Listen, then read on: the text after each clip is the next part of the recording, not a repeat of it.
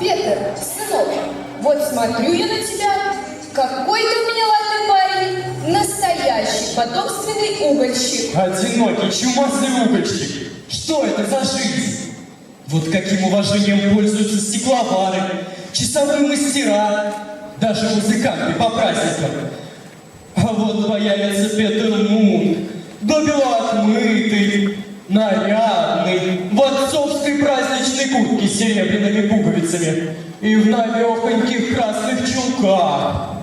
И что же, пойдет кто-нибудь за мною следом, подумает сперва, что за ладный парень, похвалит про себя и чулки, и молодецкую стать, но едва лишь обгонит, заглянет в лицо, сразу и скажет: «Ах, да это всего-навсего Петр Мунк, угольщик!» Не все богатые люди счастливы, Петр. Зато почитаем из-за богатства.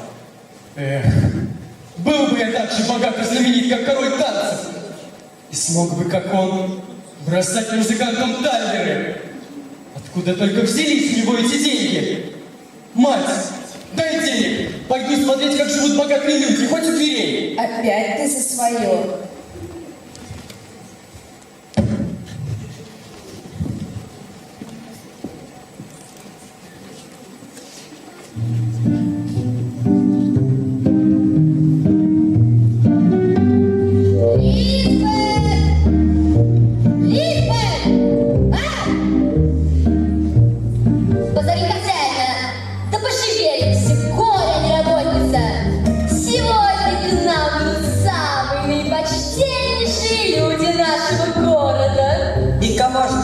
Сегодня.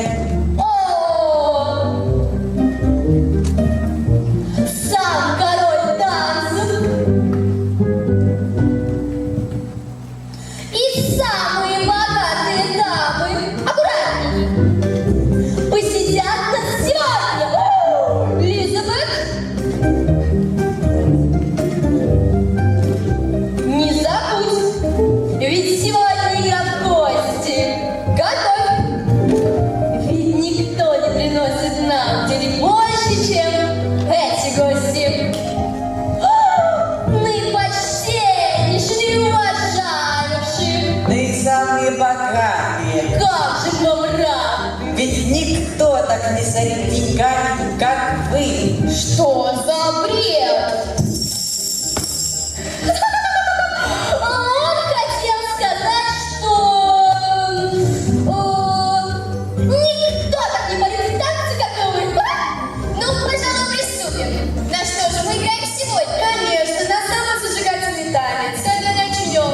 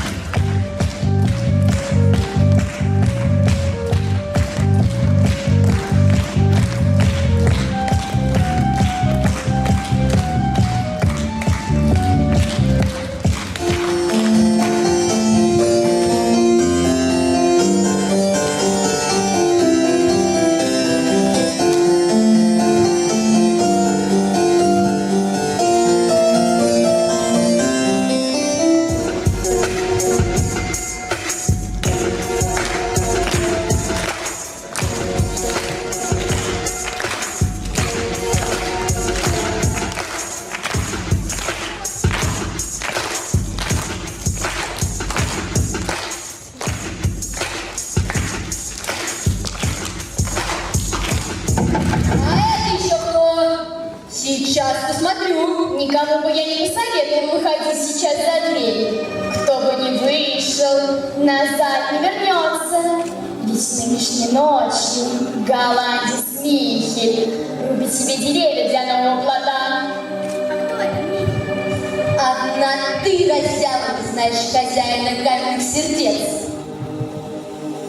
который он отдает за богатство. Настоящий хозяин леса, а не как тут сквалыга.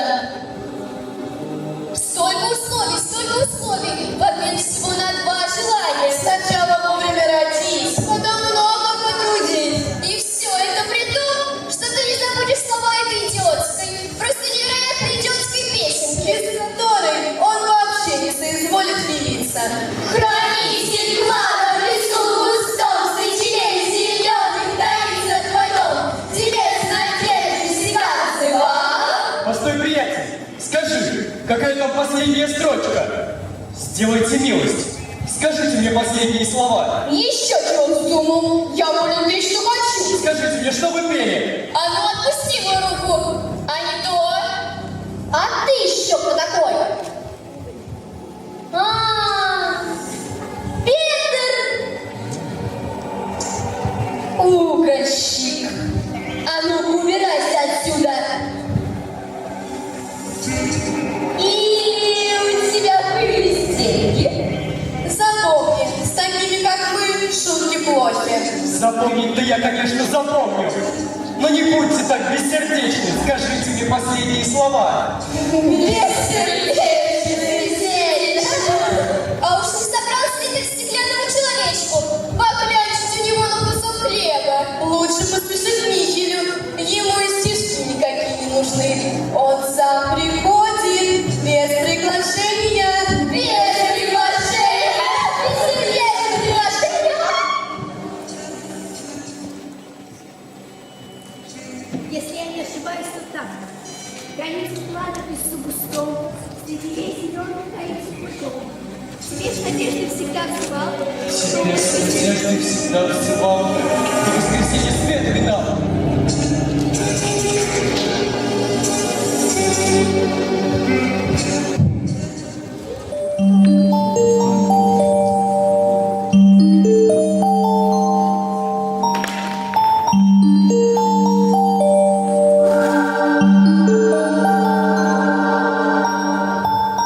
Господин хранитель клада! Господин хранитель клада! Будьте так добры, не дурачьте меня! Я заметил, как вы выглядывали из-за дерева!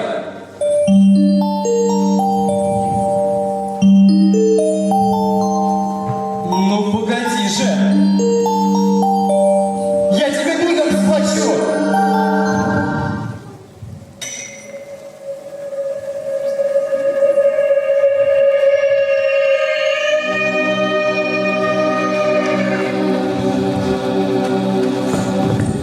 Петр Мунк, зачем ты пришел сюда, на еловый бугор? Доброе утро, земляк! Я иду через Еловый бугор к себе домой. Через эту рощицу твой путь не лежит. Да, но сегодня жарко. Вот я и подумал, что здесь мне будет попрохладней. Не лги мне, Петр Угольщик. Думаешь, я не знаю, что ты хотел клянчить деньги у гнома? Положим, то была глупая затея. Ведь коротышка-то скупердяй, много он не даст. А если кому и даст, тот не возрадуется. Ты, Петр, горемыка, и мне от всей души тебя жаль. Такой славный и красивый малый, мог бы заниматься чем получше, а не сидеть день-деньской возле угольной ямы. Другие так и сыплют талерами, а ты едва можешь наскрести несколько грошей. Что за жизнь? Ваша правда, жизнь незавидная. Ну, для меня это сущий пустяк. Я уже ни одного такого молодца вызволила из беды. Не ты первый. Скажи-ка, сколько сотен талеров понадобится тебе для начала? Большое спасибо, сударь. Только с вами я не хочу иметь дело. я вспомнил. Я видел вас в своем сне. Ты пожалеешь об этом, Петр. На лбу у тебя написано, и по глазам видно. Меня тебе не миновать.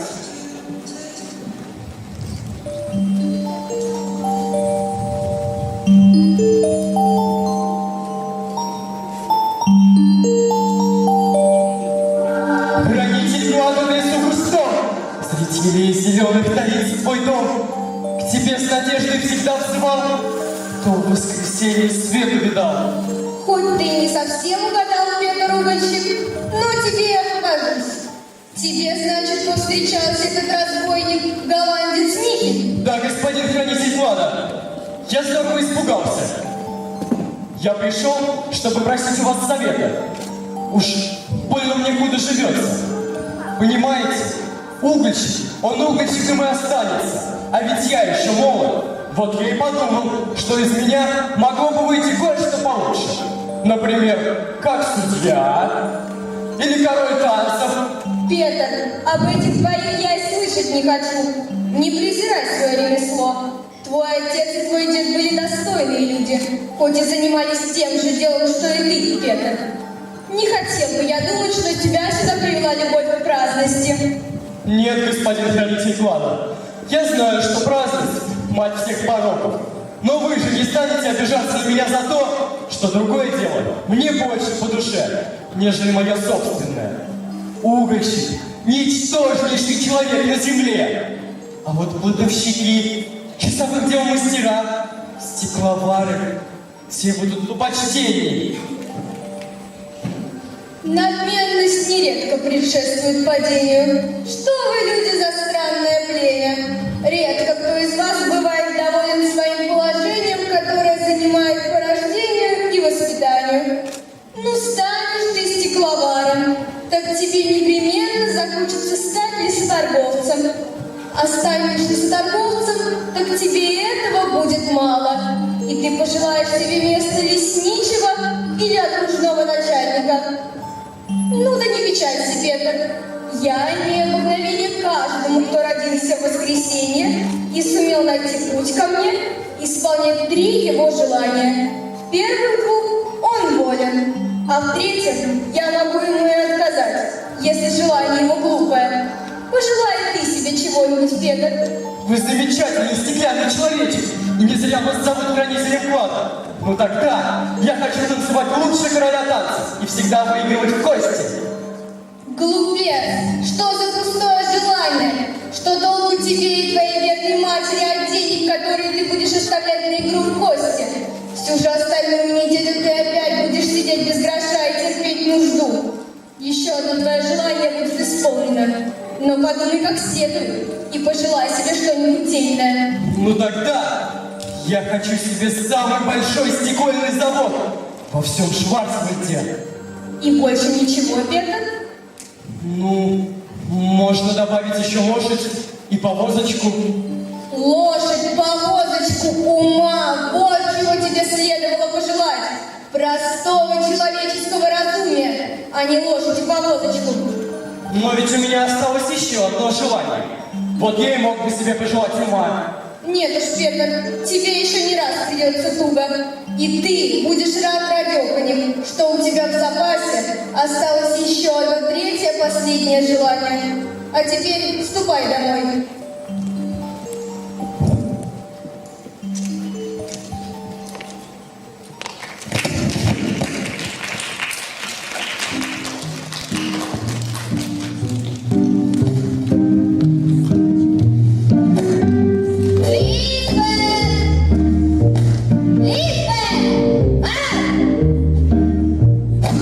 Позови хозяина, да пошевелимся, горе не работается. Сегодня к нам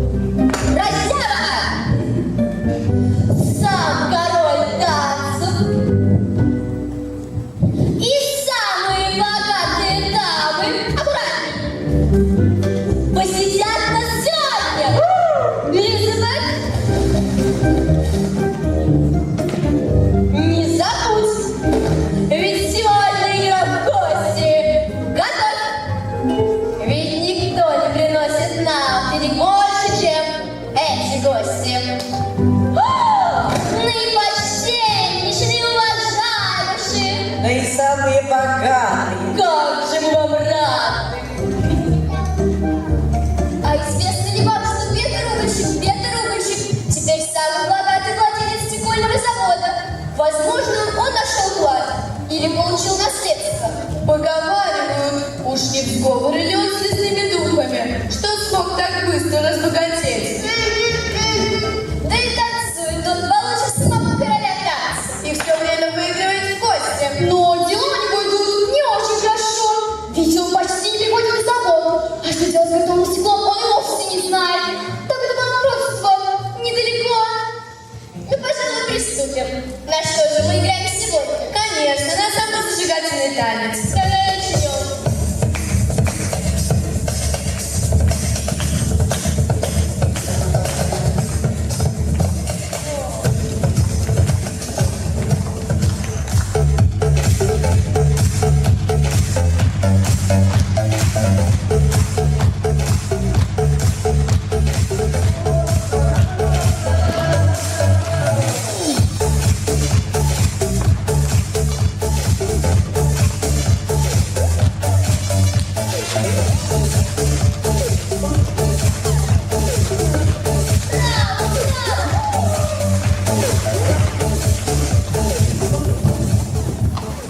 Какая честь!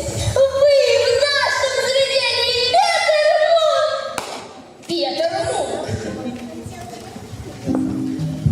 Как идут дела на вашем предприятии? Слышал, вам грозит разорение?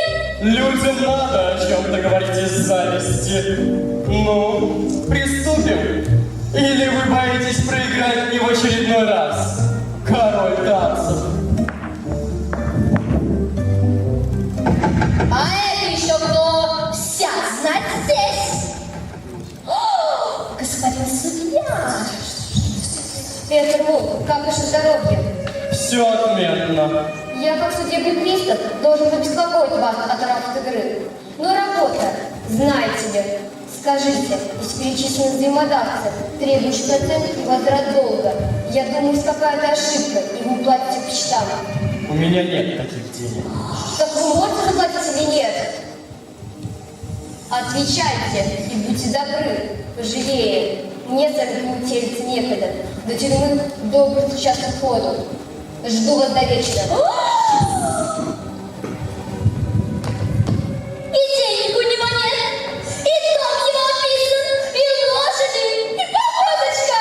Да, король танцев, да, богатый стеклодел. Но богатство дослыло, осталось куча долгов. А судья назначает долги. Ох, король танцев, Ну и пусть продают мой завод. У меня все равно будут деньги.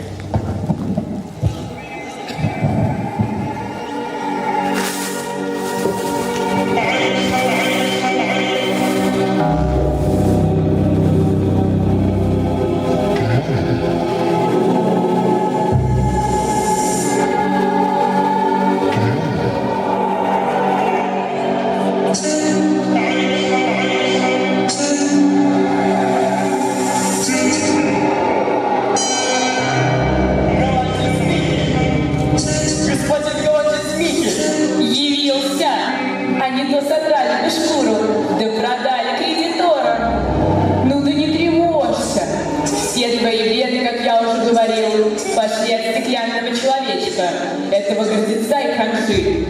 Уж если дарить, то щедрой рукой, а не как этот сквалыга. Ну оставайся, а там поглядим, столкуем. Пусть ты даже смел духом и крепок телом, чтобы затеять большие дела, но стоит твоему глупому сердцу забиться чаще обыкновенного, и ты дрогнешь. я дрогну. Я дрогну.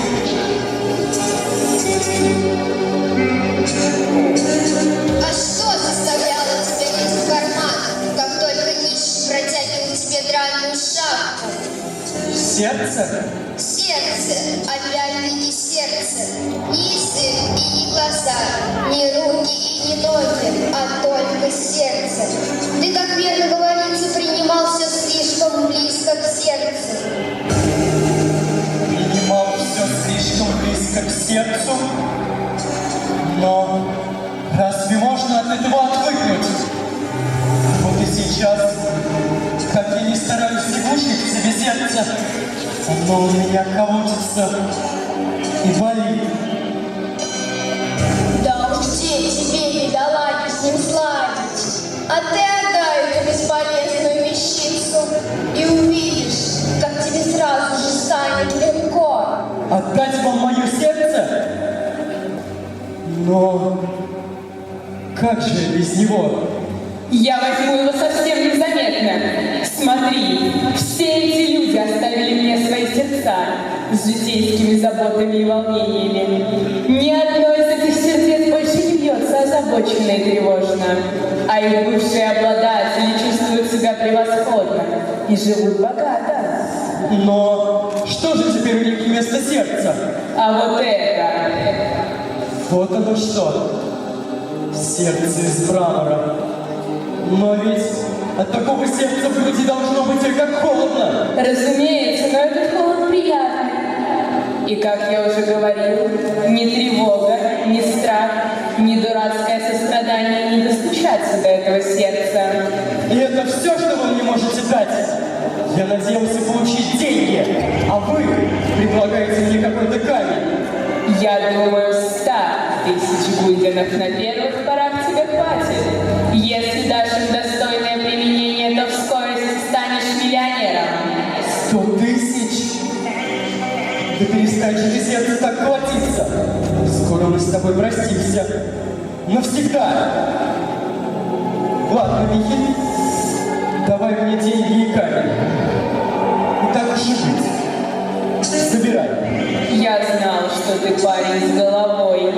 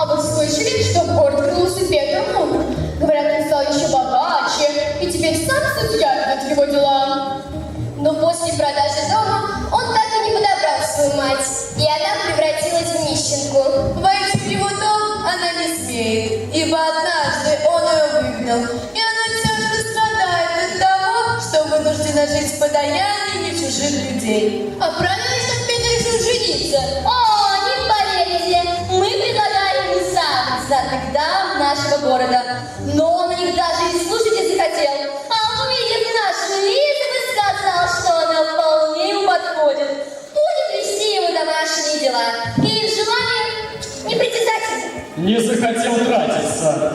Позовите Лизбет. А я на секундочку. Лизбет! А вы пошли вон отсюда.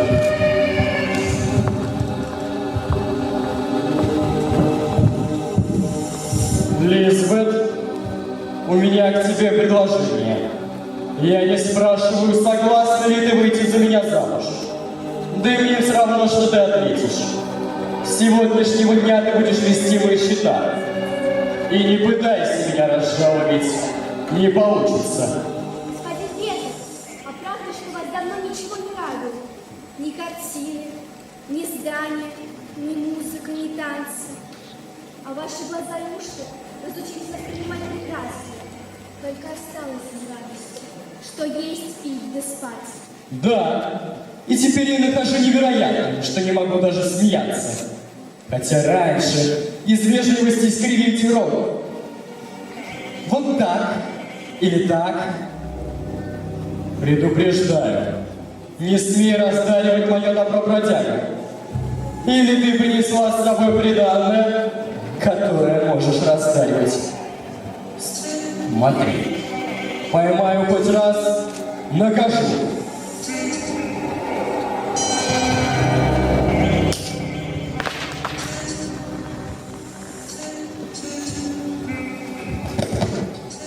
Спасибо, хозяюшка. Очень жаль, что так получилось. Да вот нужда заставляет. Кормиться-то надо. Ах, да разве такая богатая девушка вроде вас может узнать, как велика бедность? Я много испытала людей на своем веку. И что так добры и щедро от души давали милостыню, как вы, госпожа Лизабет, такое сердце не останется без награды. Не останется, и награду она получит на месте. Что? Петр, не смей! Будет тебе награда! Петр, не смей!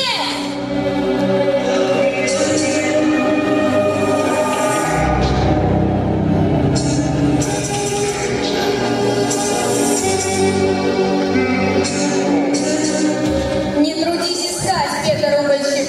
Это был прекраснейший цветок, но ты растоптал его. И больше никогда не увидишь. Это вы, господин хранитель клада. Ну, сделанного не воротишь, значит, так на роду написано.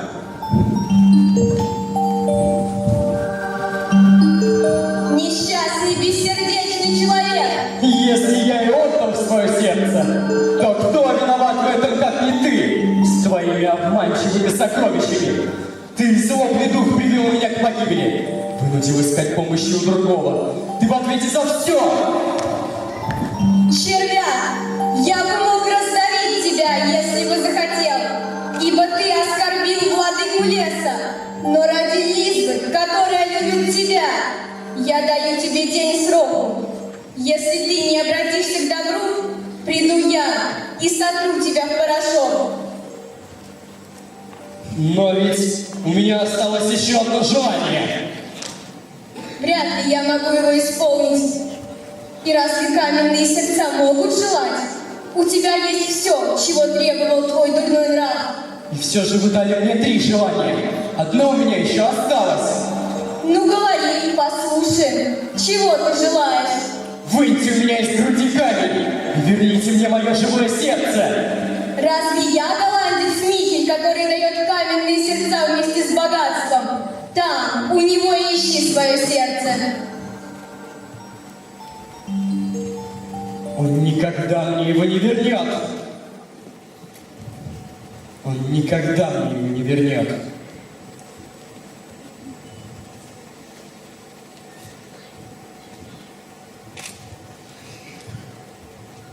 Жаль мне тебя, хоть ты и негодяй. Но поскольку твое желание не так уж и глупо, оставить тебя без всякой помощи я не могу. Михель был глупцом и остался. Пожалуй, силой ты свое сердце не вернешь. А вот хитростью ступай прямо к нему и сделай все так, как я тебе скажу.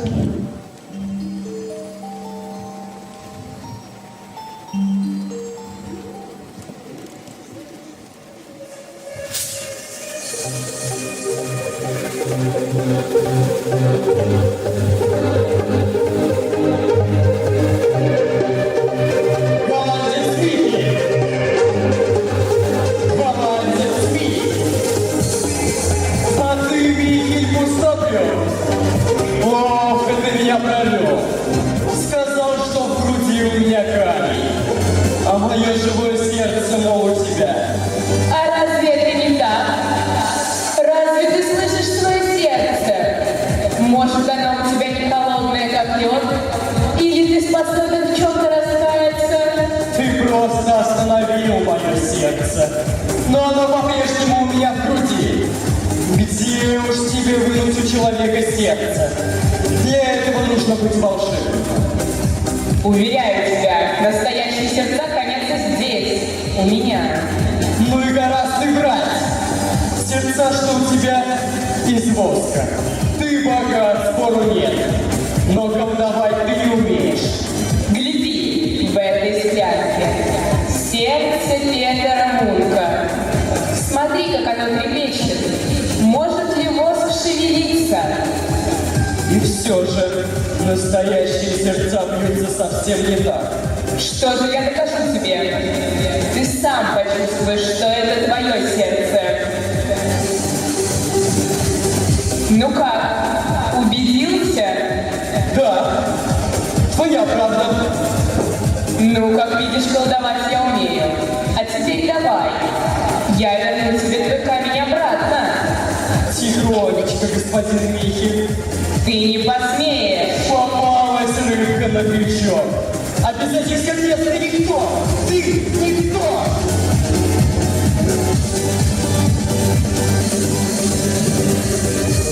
У меня осталось последнее желание. И оно должно обязательно исполниться. Ведь нет ничего важнее. Пусть сердца вернутся к своим хозяевам. Ведь лучше довольствоваться малым, чем иметь богатство и при этом холодное сердце.